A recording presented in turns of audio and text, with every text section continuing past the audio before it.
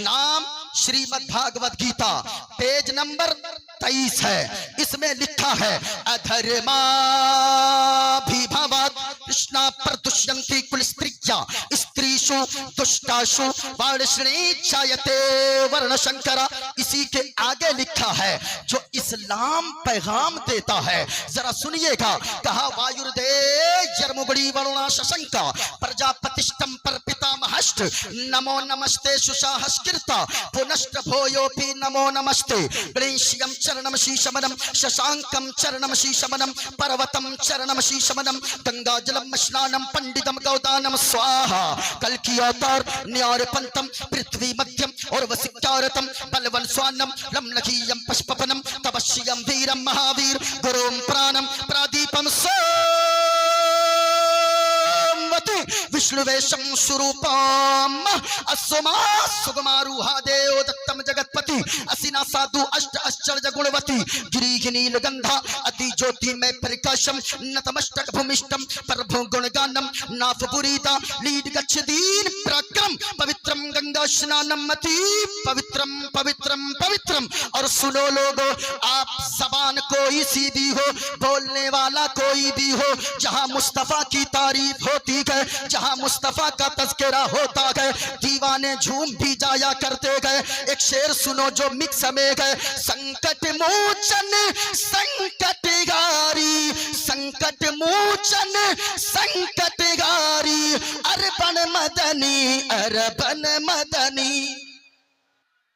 आप इस पे सुभान अल्लाह भी बोल सकते हो, क्योंकि ये किसी दूसरे का शेर नहीं है, ये अपना है, इसलिए आप बोल सकते हो। जबान दूसरी है लेकिन तारीफ मदीने वाले मुस्तफा की है। संकट मोचन संकटगारी अरबन मदनी कल्याण करो मोरा है कल्याणी अरबन मदनी। और बिनती कर दो मंगल मंगल तोरा राज चलत गए मंडल मंडल। या रसूल अल्लाह बिनती कर दो मंगल मंगल तोरा राज चलत गए मंडल मंडल। संपूर्ण जगत के हो पर भारी अरबन मदनी। सुनो लोगों, आज इस्लाम को लोग टीवी के स्क्रीनों पे बैठकर लोगों को इस्लाम सिखाते नजर आते हैं। अगर इस्लाम सीखना है आप दारुल सलमानिया में आओ, तब यहाँ बताया जाएगा कि इस्लाम की खूबसूरती क्या है, दुनिया में कितना बेहतरीन मजहब, सबसे अच्छा मजहब अगर कोई है वो मजहब इस्लाम है। आप कहोगे वो कैसे? आप हजरत की बारगाह में आओगे, हजरत बताएंगे कि इस्लाम कितना खूबसूरत मजहब है। आपको मैं एक मिसाल देकर समझाऊं, एक मसला बताकर समझाऊं। हमारे भी हाथ में नाखून है, आपके भी हाथ में नाखून है। नाखून को कितने दिनों में काटना चाहिए?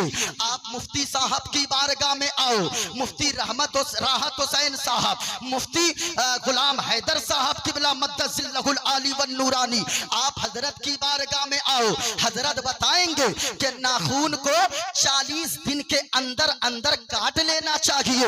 ये इस्लाम बताता है। लेकिन एक किताब का नाम है फतवाए आलमगीरी। फतवाए आलमगीरी में एक मसला लिखा है। क्या मसला लिखा है? कि नाखून को ऐसे 40 दिन में काट लेना चाहिए। 40 दिन के बाद नाखून बढ़ाना ये मकरूह तहरीमी लिखा है उलमा ने।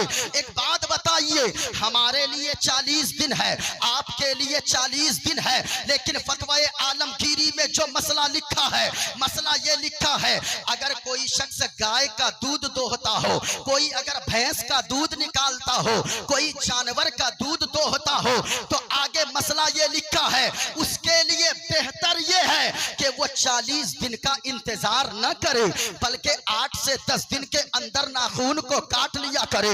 मैं आपसे कहना चाहूंगा, आखिर वजह क्या है? हमारे लिए 40 दिन हद है, आपके लिए 40 दिन हद है, लेकिन जो जानवर का दूध दोहता हो उसके लिए सिर्फ 10 दिन उनके लिए बेहतर करार दिया गया कि वो 8 से 10 दिन के अंदर नाखून काट ले। आगे रीजन ये लिखी गई है, वजह ये लिखी गई है कि सुनो सुनो, तुम जानवर का दूध निकालते हो, अगर तुम नाखून बड़े रखोगे, जानवर का दूध निकालोगे, कहीं जानवर को नाखून लगने की वजह से तकलीफ ना हो जाए। अब सच्ची बात दिल पर हाथ रखकर बताइएगा, जो मजहब इस्लाम जानवरों का इतना ख्याल रखने का हुक्म देता है, वो इंसानों की कितनी कदर बताता होगा, वो इंसानियत के साथ कितना अच्छा सुलूक करने का हुक्म देता होगा।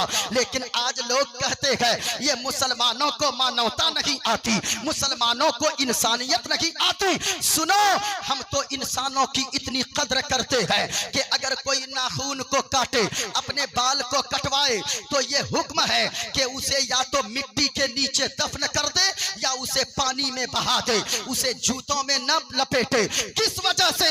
जब इंसान के आज़ाए बदनिया में से कोई चीज अलग हो जाए, जब उसका इतना सम्मान मजहब इस्लाम सिखाता है, तो फिर जिंदा इंसानों की कितनी कदर इस्लाम बताता होगा। लेकिन आज लोग कहते हैं ये मुसलमान ऐसा, ये मुसलमान वैसा। मैं कहूंगा ओ मीडिया वालों, अब हिंदुस्तान वालों पर रहम कर दो। तुम लोग कहते हो मुसलमानों को मानवता नहीं आती, वो कोई और होगा जो जात धर्म देखकर फैसला करता होगा, वो कोई और होगा जो पैसा और चेहरा देखकर फैसला करता होगा।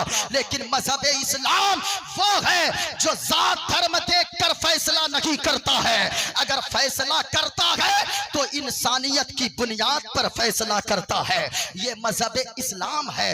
इस्लाम की खूबसूरती को आप पढ़ते जाएंगे, आप इस्लाम के दीवाने हो जाएंगे, आपको इस्लाम से मोहब्बत हो जाएगी। जरा गौर से सुनिएगा, जो लोग कहते हैं मुसलमानों को मानवता नहीं आती, मुसलमानों को इंसानियत नहीं आती, सुनो, मदीने वाले मुस्तफा की सीरत को पढ़ो। हुजूर फरमाते गए अपने चाहने वालों से कि ओ लोगों, तुम में से कोई पक्का मोमिन उस वक्त तक नहीं हो सकता जब तक के तू अपने पड़ोसियों को, तेरा पड़ोसी तेरी तकलीफ से महफूज ना हो जाए। अल्लाह अकबर, कितनी बड़ी बात है।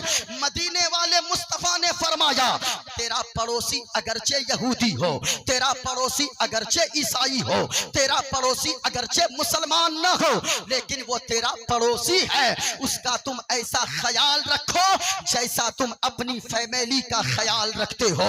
ये मजहब इस्लाम की खूबसूरती है। लेकिन एक बात बताओ मेरे भाई, ये मजहब इस्लाम है, इस्लाम ने कितना प्यारा प्यारा पैगाम दिया है। मैंने जो एक आयत पढ़ी है, अल्लाह फरमाता, ऐ ईमान वालों सुनो, तुम अपने आप को भी बचाओ, अपने घर वालों को भी बचाओ, यानी अपने बाल बच्चों को भी बचाओ, अपनी बीवी को भी बचाओ, अपने माँ बाप को भी बचाओ जहन्नम की आग से। कौन सी जहन्नम की आग? जलसा सुनने वालों याद रखना, जलसा सुनने का मतलब होता है यहाँ से कुछ पैगाम लेकर जाओ, यहाँ से अपनी जिंदगी में सुधार पैदा करके जाओ। इस दुनिया में आने का एक सिस्टम है मेरे भाई। बाप पहले आता है, बेटा बाद में आता है, दादा पहले आता है, पोता बाद में आता है। ये आने का सिस्टम है। लेकिन इमाम गजाली फरमाते हैं कि लोगों, जब भी जलसा करने वाला, तकरीर करने वाला तकरीर करे, इस नीयत से तकरीर करे कि मैं जिंदगी की आखिरी तकरीर कर रहा हूं, और जलसा सुनने वाला इस नीयत से तकरीर सुने कि मैं जिंदगी की आखिरी तकरीर सुन रहा हूं। क्योंकि दुनिया में आने का एक सिस्टम है, बाप पहले, बेटा बाद में, दादा पहले, पोता बाद में, लेकिन दुनिया से जाने का कोई सिस्टम नहीं है। कभी कभी ऐसा होता है कि बूढ़ा बाप 80 साल का हो गया, अपने 40 साल के कड़ियल जवान बेटे के जनाजे को अपने कांधे पर उठाकर आंसू बहाता हुआ कब्रिस्तान लेकर जाता है। इसलिए मेरे भाई, जलसे में आने वालों, अगर कोई शराब पीते हो, यहाँ से उठो, शराब से तौबा करके उठो। कोई बुराई करते हो, उस बुराई से तौबा करके उठो। इस दुनिया से क्या लेकर जाएंगे हम और आप? ये जलसे इसलिए होते हैं। शफीए महशर कॉन्फ्रेंस में आने वालों, मैं आपसे कहना चाहूंगा, अगर कोई मेरा नौजवान भाई अगर किसी को शराब की लत लगी हुई है, अल्लाह के वास्ते शराब मत पियो। ये दुनिया बड़ी बेवफा है, इस दुनिया के लोग बड़े बेवफा है, कोई किसी का नहीं होता। हमारे मोहल्ले में एक लड़का शराब पीते पीते मर गया। आज उनकी बीवी को कोई देखने वाला नहीं है, उनके बच्चों को कोई देखने वाला नहीं है। मैं आपसे कहना चाहूंगा, ओ नौजवान, तू अगर मौलाना की बातों को सुनकर नहीं छोड़ा है अब तक, लेकिन यहाँ से घर जाना, शफीए महशर कॉन्फ्रेंस से, दारुल सलमानिया के सहन से उठ के घर जाना। जरा तकिए पे सर रख कर सोचना, अगर तू बीमार हो गया, शराब पीते पीते तेरे फेफड़े गल गए, तेरी किडनी खराब हो गई, अगर तू बीमार हो गया, घर वाले तेरे इलाज के चक्कर में सारी जमीनें बेच देंगे। अगर तू इस दुनिया से चला गया तो बता तेरी बीवी का क्या होगा, तेरे बच्चों का क्या होगा? कभी आपने सोचा है एक मजदूर जो दिल्ली में काम करता है, ईद का दिन होता है, वो बाहर बैठ कर रोता है, दुआ करता है, ए पाक परवरदिगारे आलम, ए खालिके कायनात, ए रब्बे काबा, तूने मुझे मजबूर बनाया है, इसलिए मैं बाहर काम कर रहा हूँ। ईद जैसा मुबारक दिन है, सारे लोगों के बच्चे अपने बाप की उंगलियों को पकड़कर ईदगाह की तरफ जाते होंगे। ए मौला, तूने मुझे मजबूर बनाया है, इसलिए ईद के दिन मैं बाहर दिल्ली में हूँ। अब जरा सच्ची बताइए, एक दिन साल में ईद का दिन आता है, आपको पता है कि अगले साल घर जाऊंगा, लेकिन कितना बाहर में तड़पते हो बच्चों के लिए, बीवी के लिए, माँ बाप के लिए। अब ये बताएं, अगर आप दुनिया से चले गए हमेशा के लिए, आपके बच्चों का क्या होगा? हमने तो हजरत मुफ्ती साहब किबला, हमने ऐसे ऐसे लोगों को देखा है, जब बड़ा भाई का इंतकाल होता है ना, छोटा भाई दौड़कर भतीजे को गले लगा लेता है और कहता है, ओ मोहल्ले वालों, आज से ये मेरा भतीजा नहीं, ये मेरा बेटा है, मैं इसका बाप बन के दिखाऊंगा। लेकिन ये मोहब्बत कब तक रहती है? चहारम और 40वां तक मोहब्बत रहती है। चहारम 40वां के बाद वो चचा इतना बड़ा दुश्मन भतीजे का होता है कि जमाने वाले कहते हैं, अरे कोई ऐसा भी चचा हो सकता है? आप किससे वफा की उम्मीद लगा कर बैठे हो? इसलिए ओ नौजवानों, अगर कोई शराब पीते हो, अगर कोई गुटखे खाते हो, अगर कोई हराम कारी करते हो, अगर कोई हराम खाते हो, शराब से तौबा कर लो, हराम से तौबा कर लो, ताकि आप अगर गाड़ी पर बैठो, आपकी जबान शराब से नापाक ना हो। आप अगर गाड़ी पर बैठो तो आपके कानों में लीड लगाकर म्यूजिक सुनते हुए ना जाओ। आप जब गाड़ी पर बैठो, अगर एक्सीडेंट भी हो जाए आगे चलकर, मुंह में गुटखा ना हो, जहां से जाओ, मौत आए, जबान पर कलमा-ए तैयबा ला इलाहा इल्लल्लाह मुहम्मदुर रसूलुल्लाह की सदाएं जारी हो। आप ये पैगाम लेकर जाओ। जलसे में आने का मतलब यही होता है। कहा अल्लाह ने, ए ईमान वालों, अपने आप को बचाओ, अपने घर वालों को बचाओ जहन्नम की आग से। जहन्नम की आग कितनी भयानक है? हदीस में आता है कि जहन्नम की आग को 70 मर्तबा रहमत के पानी से धोया गया है, तब जाकर दुनिया की आग बनाई गई है।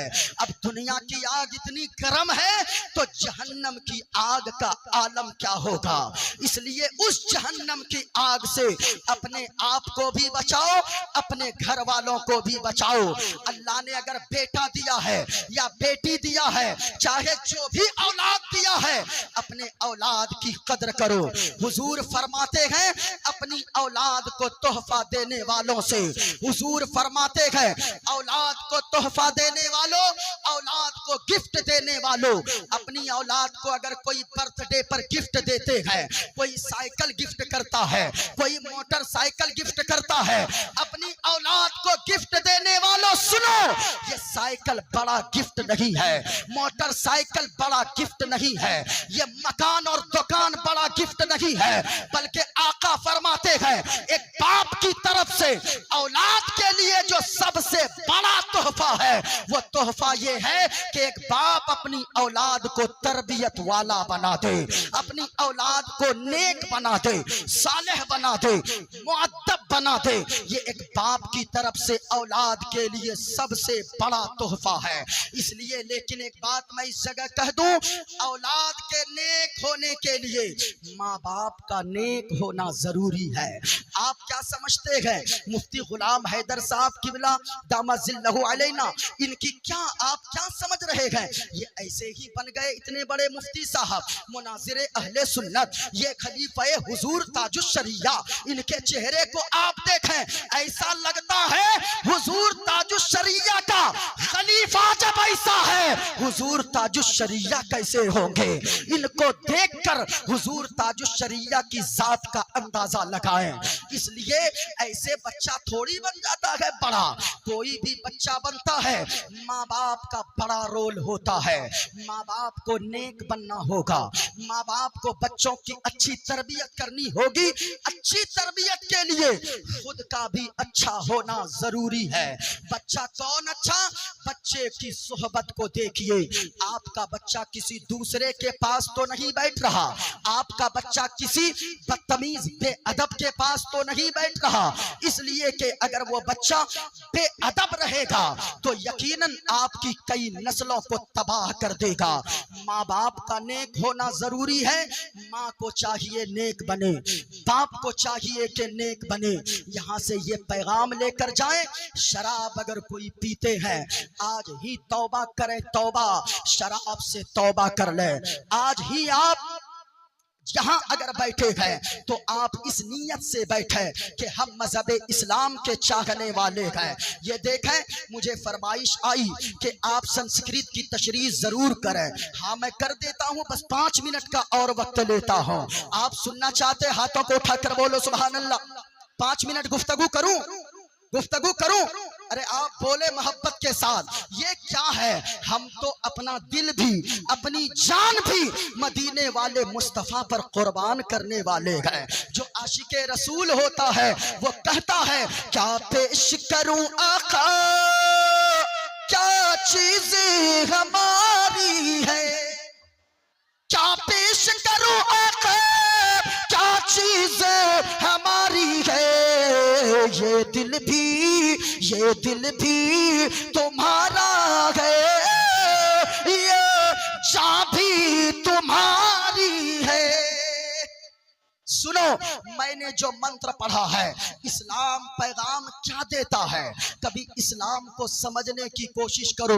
इस्लाम कहता है कि लोगों, इंसानियत का पाठ पढ़ाया है, जानवरों के साथ भी अच्छा सुलूक करो, जानवरों के साथ भी आप बदसुलूकी ना करो, इंसानों के साथ तो मानवता का संदेश देता है। सुनो, इस्लाम का पैगाम क्या है। इस्लाम कहता है लोगों, अल्लाह एक है, अल्लाह के सिवा कोई माबूद नहीं। हम चांद की इबादत नहीं करते हैं। क्यों? हमें कुरान ने बताया कि ए बंदे, ये चांद को रब ने तेरे लिए पैदा फरमाया है। हम सूरज की पूजा नहीं करेंगे। क्यों? अल्लाह ने कुरान में बताया लोगों, ये सूरज को अल्लाह ने तेरे लिए पैदा किया है। एक मुसलमान ये अकीदा रखता है, ये जमीन को हम नहीं पूजते, हम इबादत जमीन की नहीं कर सकते। क्यों? इसलिए कि इस जमीन को अल्लाह ने हम और आप के लिए बनाया है।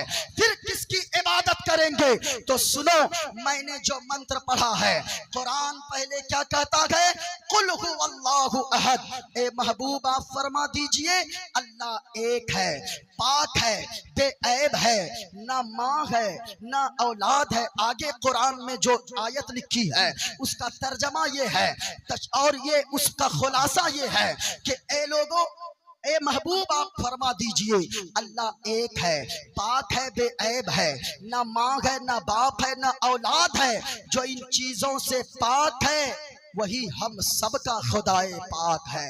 जरा मोहब्बत से बोलो, वही हम सबका खुदाए पाक है। अब देखें, किताब का नाम श्रीमद् भागवत गीता, इसमें लिखा है वायुर्दे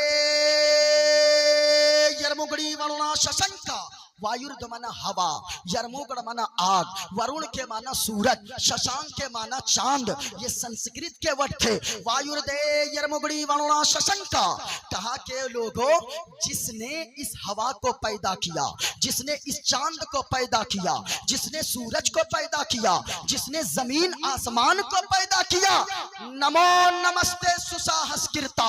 हम उसी मालिक के सामने अपना मत्था टेकते हैं, हम उसी मालिक की इबादत करते हैं। और एक बार नहीं, पुनश्च भोयोपि नमो नमस्ते, बल्कि 1000 बार इबादत करते हैं, 1000 बार मत्था टेकते हैं। किताब उसकी है, लेकिन बातें देखें आप। मैं कहना चाहूंगा, इंसानियत इंसानियत चिल्लाने वालों, याद रखना, तुम तो जात धर्म देखकर, कुछ लोग ऐसे बदमाश हैं जो जात और धर्म देखकर लोगों को खाना देते हैं। लेकिन हमारा इस्लाम ये नहीं सिखाता है।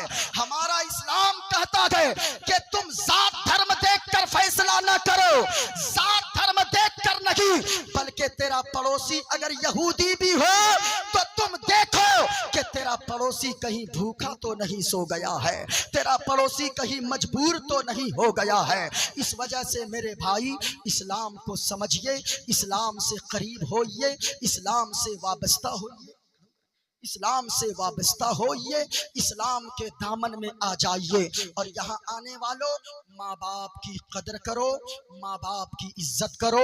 और मदरसे में जो बच्चे तालीम हासिल करते हैं, तो यकीनन मैं उनसे भी कहना चाहूँगा, आप माँ बाप की कदर करते ही हैं, माँ बाप से दुआएं लेने की कोशिश करें। माँ बाप के लिए आप, अगर आपके हिस्से में माँ बाप अगर आ जाएं, बूढ़े माँ बाप अगर हैं, तो आप उनकी फरमाइशों से नाक मत चढ़ाओ, बल्कि ये सोचो कि अल्लाह ने तुम्हें खुश नसीब बनाया है कि अल्लाह ताला ने माँ बाप की खिदमत का मौका तुम्हें अता फरमाया है। इसलिए माँ बाप की कदर करो, माँ बाप की इज्जत करो। अल्लाह ताला की बारगाह में दुआ है, अल्लाह ताला हम सबको वक्त की किल्लत दामनगीर है।